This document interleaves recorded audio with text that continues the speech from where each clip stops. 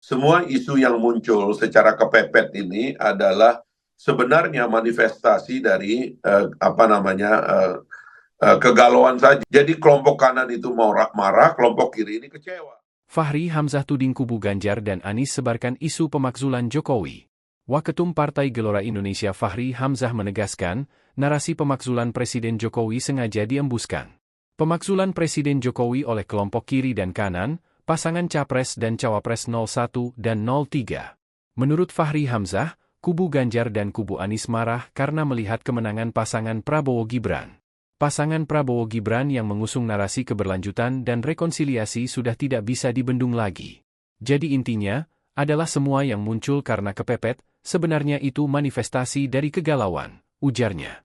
Bahwa konsepsi yang kita bangun sejak awal, tentang keberlanjutan itu memang sulit dilawan, tambahnya, 25/1. Fahri Hamzah mengatakan, bahwa konsep keberlanjutan dan rekonsiliasi tersebut sangat kuat. Sehingga kata dia, tidak mungkin dihadapkan dengan konsep-konsep yang tidak jelas, sebagai akibat dari ketidakjelasan sistem pemilu dan mekanisme pembentukan koalisi. Kami betul-betul mengambil posisi sebagai keberlanjutan dan rekonsiliasi kabinet yang mendukung perjalanan yang sudah ditempuh oleh para pemimpin sebelumnya untuk menuju Indonesia Emas 2045, katanya. Menurut Fahri, upaya untuk membangun Indonesia Emas 2045 disebut Indonesia sebagai superpower baru ini, susah untuk dilawan oleh paslon yang membawa konsep marah-marah dan konsep kecewa. Gagasan ini sudah terlalu kuat, memang susah untuk dibongkar, meskipun kelompok kanan mengambil capres di tengah jalan yang dianggap hero, itu semua konsepnya kemarahan. Terakhir muncul, adanya kekecewaan dari Ganjar dan kawan-kawan, khususnya PDIP, karena Pak Jokowi tidak mendukung mereka. Jadi kelompok kanan itu, konsepnya marah-marah, kelompok kiri ini konsepnya kecewa, ujarnya. Karena itu, kata Fahri, tidak mengherankan apabila hasil survei pasangan Prabowo-Gibran sangat tinggi, sehingga dicari berbagai cara untuk menurun elektabilitas paslon 2 seperti melempar isu para menteri mau mundur, pemakzulan dan lain-lain. Semua cara-cara dan jurus-jurus dipakai oleh 01 dan 03, itulah yang terjadi. Saya tidak tahu, apakah dalam 3 minggu lagi ada lagi yang mereka pakai untuk mematahkan benteng keberlanjutan dan rekonsiliasi, jelasnya. Fahri menilai, narasi keberlanjutan dan rekonsiliasi yang sudah terbangun solid, karena merupakan kehendak rakyat, tidak mungkin dipatahkan oleh gagasan apapun yang dilontarkan paslon 01 dan 03. Karena ini semua kehendak rakyat, maka saya lebih cenderung, kalau rakyat akan memutuskan sekali putaran pada 14 Februari 2024. Itu yang saya lihat, imbuhnya. Jadi intinya saya katakan bahwa semua isu yang muncul secara kepepet ini adalah sebenarnya manifestasi dari kegalauan saja, bahwa konsepsi yang kita bangun dari awal tentang rekonsiliasi itu memang sulit dilawan ya.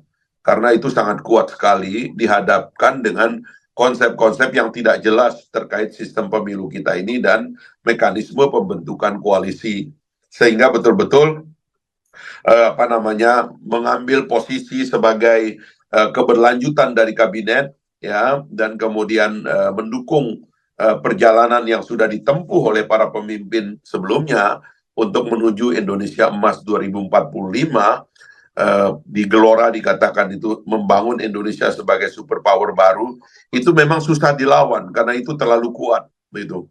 Nah, gagasan yang sudah sangat kuat ini susah dibongkar gitu. Karena lagi-lagi 01 muncul karena ada partai sponsor ingin mengambil suara kanan untuk membesarkan partainya. Calonnya ya yang muncul di tengah jalan adalah yang dianggap hero bagi kelompok kanan ini. Lalu diambillah mereka, tapi konsepnya apa juga tidak jelas karena pada dasarnya soliditas dari gagasannya nggak terbentuk.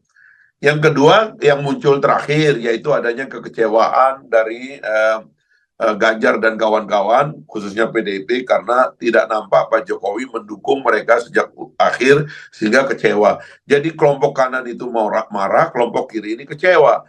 Nggak bisa dua kelompok marah dan kecewa ini dihadapkan dengan satu konsep yang sangat kuat yang kita bangun untuk merekonsiliasi bangsa ini, yang terjadi sejak 2019 dan sukses menghadapi Indonesia, menyebabkan Indonesia menghadapi krisis, konflik, krisis global dan sebagainya, COVID dan sebagainya ini, itu dihadapkan dengan sekedar kemarahan dan kekecewaan ini.